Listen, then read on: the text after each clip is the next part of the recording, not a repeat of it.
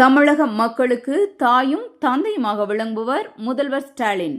அதனால்தான் அவரை தமிழகம் முழுவதும் அப்பா என்று அழைக்கிறார்கள். திமுக அமைப்பு செயலாளர் RS பாரதி புகழாரம். ராணிப்பேட்டை மாவட்டம் நெமிலியில் ஒன்றிய குழு பெருந்தலைவர் தலைமையில் தமிழக முதல்வர் MK ஸ்டாலினின் 72வது பிறந்த நாளை முன்னிட்டு மாபெரும் பொதுக்கூட்டம் மற்றும் நலத்திட்ட உதவிகள் வழங்கும் விழா நடைபெற்றது. இதில் சிறப்பு அழைப்பாளராக திமுக அமைப்பு செயலாளர் RS பாரதி, கைத்தறி மற்றும் துணிநூல் துறை அமைச்சர் கலந்து கொண்டு 500க்கும் மேற்பட்ட ஆட்டோ ஓட்டுநர்கள் உட்பட 2000க்கும் மேற்பட்டோருக்கு நலத்திட்ட உதவிகள் வழங்கினார்.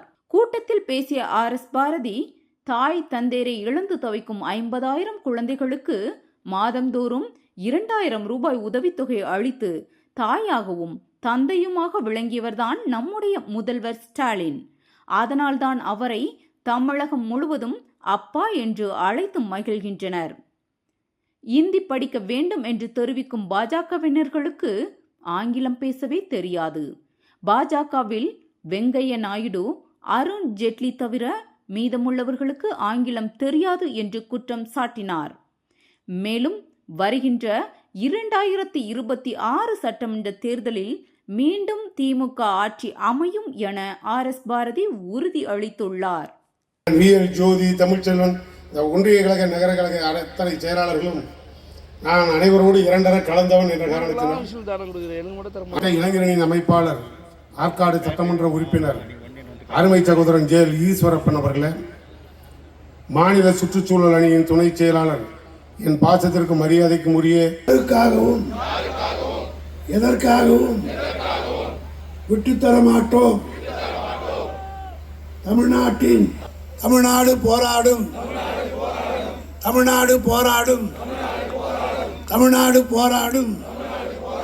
தமிழ்நாடு வெல்லும், தமிழ்நாடு வெல்லும். Sadhana Dakshinamoorthy Punnai, Ilakkiya Babu Kadambanallur, Palanipettai Dinesh Palanipettai, Senthil Arakkonam,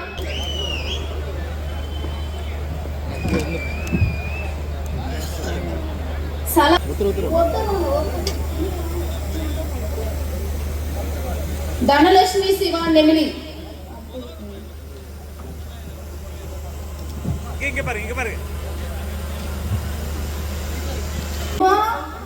wife of Babu கடம்பநல்லூர்.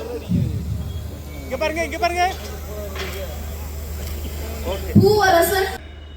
மக்களை தேடி மருத்துவம் இது சாதாரண திட்டம் இல்லை. இன்னைக்கு 2 லட்சத்துக்கு மேல அதனால் பயன்படுறாங்க. இளம் தேடி கல்வி இன்னைக்கு காலை உணவு திட்டம் அறிவிச்சுக்கிறாரு. சாதாரண திட்டமா வாக்காளர் பட்டியலே மற்றவர்கள் சேர்த்து பிஜேபி செய்கிற வேலையை ஒன்றும் கிடையாது. வாக்காளர் பட்டியல் நமக்கு மட்டும் எடுத்துருவோம்.